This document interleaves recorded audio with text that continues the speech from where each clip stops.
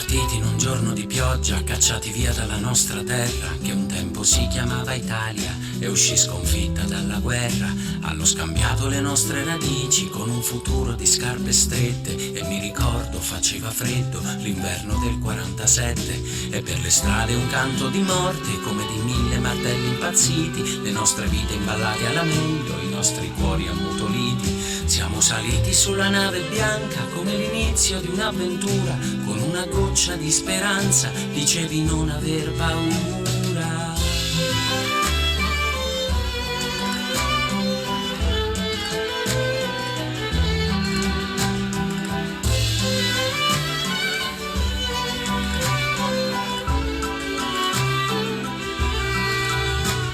Ricordo di un uomo gigante, della sua immensa tenerezza, capace di sbriciolare montagne, a lui bastava una carezza.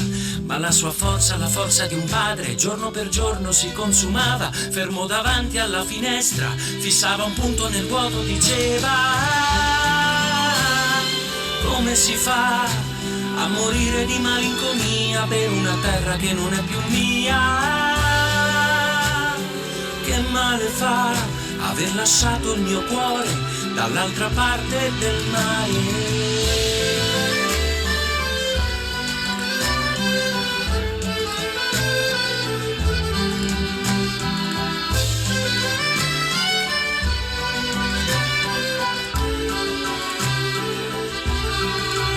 Sono venuto a cercare mio padre in una specie di cimitero, tra masserizie abbandonate e 1000 facce in bianco e nero, tracce di gente spazzata via da un uragano del destino.